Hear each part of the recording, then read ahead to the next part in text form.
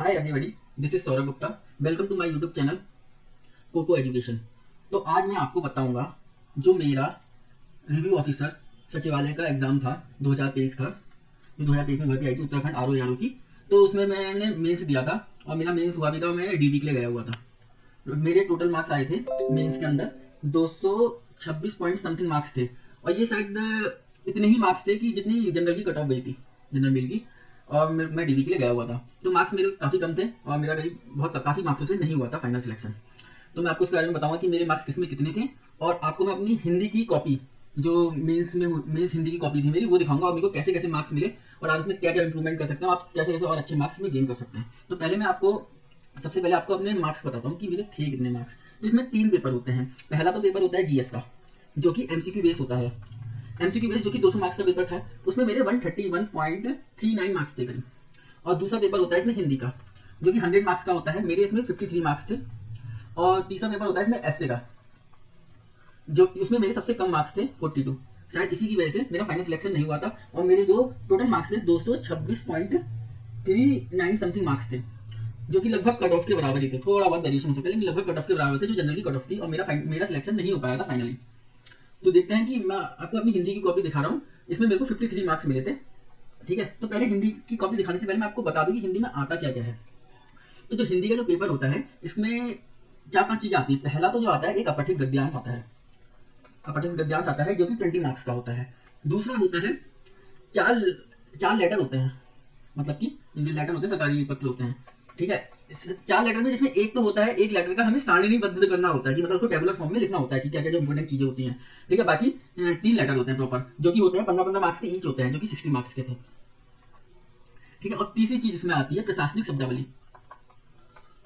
प्रशासनिक शब्दावली ये होती है 10 मार्क्स की हिंदी से इंग्लिश आएगी, और 10 मार्क्स की इंग्लिश से हिंदी आएगी, जो कि टोटल 20 मार्क्स की होती है। ठीक है, तो मैं आपको मार्क्स दिखा देता हूँ। ये देखिए मेरे मार्क्स। तो पहला जो था अपठित गद्यांश, इसमें 20 में से मेरे को मिले थे 13 मार्क्स, जो कि अच्छे हैं मेरे हिसाब से।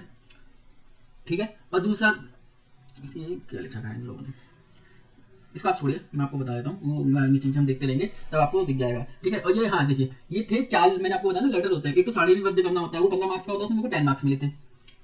ठीक है, एक लेटर में मेरे को 5 मिले थे, और एक में मेरे को एक में 7 मिले थे, एक में 5 मिले थे। और और प्रशासनिक शब्दावली में करीब 13 मार्क्स के आसपास था। मैं देखता हूँ, आपको बता दूंगा। ठीक है, तो पहला हम देखते हैं, ये हमारा अपठित गद्यांश आया था। तो आप देख सकते हैं कि क्या क्या गद्यांश आप इसे पढ़ना चाहे तो मैं हल्के हल्के कर रहा हूँ, तो आप इसे पढ़ सकते हैं। ठीक है, तो इसमें अपठित गद्यांश में 20 मार्क्स का होता है। 3 क्वेश्चन होते हैं। एक पहला क्वेश्चन होता है, इसमें हमें टाइटल बताना होता है कि गद्यांश का टाइटल क्या हो सकता है, जो परफेक्ट हो, शीर्षक जिसे बोलते हैं हिंदी में। तो मैंने इसका गद्यांश का ये दिया था टाइटल, इसमें मेरे को 3 मार्क्स मिले थे। और जो दूसरा क्वेश्चन आता है, इसमें हमें 1/3 में, 1/3 शब्दों में उसको समराइज करना होता है। तो इसमें ये होता है करीब 10 मार्क्स का।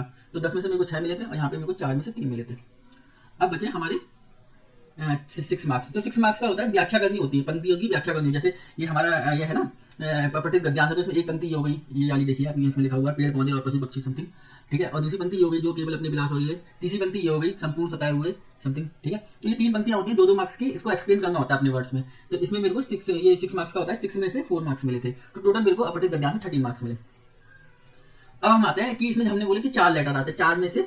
4 लेटर में से एक तो आता है कि सारणीबद्ध करो। आपको लेटर दिया होगा, जैसे इस फॉर्म में हमें लेटर दिया होता है, हमें इसको सारणीबद्ध करना होता है। 15 मार्क्स का होता है ये। तो मैंने इसका सारणी रूप ऐसे लिखा था कि यहाँ पे क्रम संख्या, आगे पत्र, ये सब चीजें। तो इसमें मेरे को 15 में से 10 मार्क्स मिल गए थे। अब 3 लेटर और आएंगे। तो 3 लेटर में पहला लेटर आया था हमारा अर्ध सरकारी पत्र। कुछ इसमें आगे अर्ध सरकारी पत्र कहते कैसे, प्रकाश डालिए। तो इसका अर्ध सरकारी पत्र लिखने को आया था। ठीक है, तो मैंने ये लिखा था। तो इसमें मेरे को कम मार्क्स मिले, इतने तो अच्छे नहीं मिले थे। मेरे को 15 में से 6 मार्क्स मिले इसमें। ये आप देख सकते हैं, ये मेरे को 15 में से 6 मार्क्स मिले। अब दूसरा जो लेटर आया, कार्यालय ज्ञाप आया। कार्यालय ज्ञाप आया, इसका एक प्रारूप बनाने को आया था। तो मैंने ये लिखा इसमें, और इसमें मेरे को ये ज्ञाप का मैंने प्रारूप बनाया, और 15 में से मेरे को 8 मार्क्स मिल गए। सबसे बेकार जो मेरा हुआ अगला वाला, ये टिप्पणी आई थी। मेरा यहाँ गलत हो गया था कि मैं फॉर्मेट एकदम मेरे को दिमाग से निकल गया, तो मैं अच्छे से फॉर्मेट नहीं बना पाया था। तो इसमें मेरे को इन्होंने मार्क्स भी काफी कम दिए, जो कि 15 में से 4 दिए। हालांकि 15 में थोड़े से तो बढ़ा सकते थे। तो टोटल इन्होंने मेरे को इन 3 लेटर्स में, जो सारणी को छोड़ दिया जाए, सारणी में मेरे को 10 मिले, बाकी इन 3 लेटर में मेरे को 18 मार्क्स मिले। तो अगर हम देखे जाए तो मेरे को मोटा मोटी 60 में से 28 मार्क्स मिले, ये जो 4 लेटर आते हैं।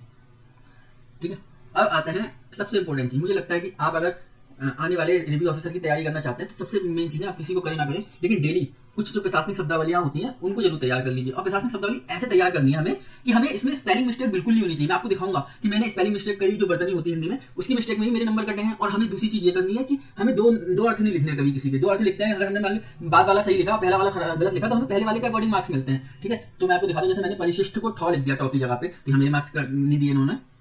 और यहाँ पे देखिए मैंने दो लिख दिए कि ब्लूप्रिंट को मसौदा लिखा और खाका लिखा। खाका जो कि मेरा सही था, इन्होंने लिख दिया बाद में, इसका मतलब मेरा जो पहला वाला था वो गलत था, तो इन्होंने मेरे को 0 मार्क्स दे दिए। ठीक है, ऐसी देखिए आरोपण, आरोपण में मैं अड़ो जो ये वाला अड़ो लगता है ना इसमें, ये वाला आप जानते होंगे, तो ये लगाना था मेरे को, मैंने अड़ो लगा दिया, तो इसमें मेरे को मार्क्स काट दिए इन्होंने। ठीक है, इसमें आधा मार्क्स भी नहीं देता क्योंकि पूरा पूरा या तो पूरे मार्क्स मिलेंगे या पूरा पूरा कटेगा। ठीक है, तो ऐसे ही एफिडेविट पहले इन्होंने इसमें भी मेरे को 0 दे दिया, हलफनामा, हालांकि हलफनामा ही बोलते हैं और शपथ पत्र भी कहते हैं, तो इनको बाद में लगा इन्होंने ये मार्क्स दे दिया था।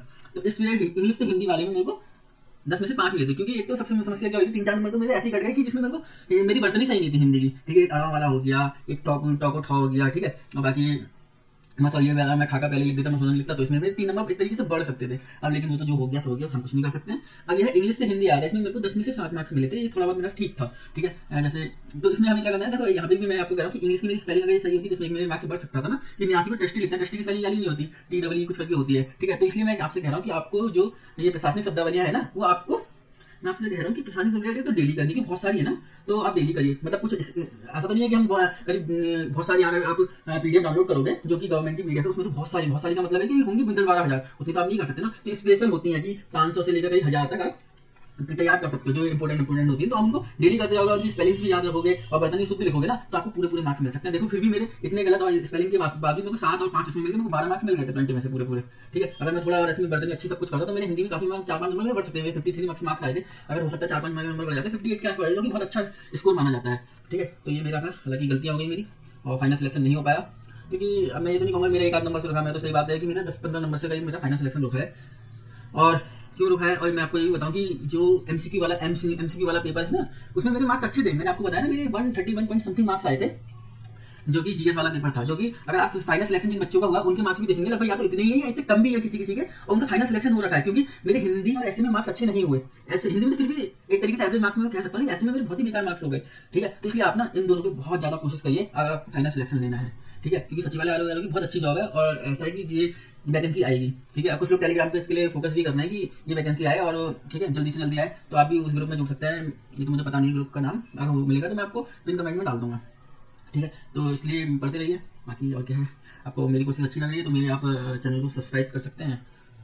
Thank you.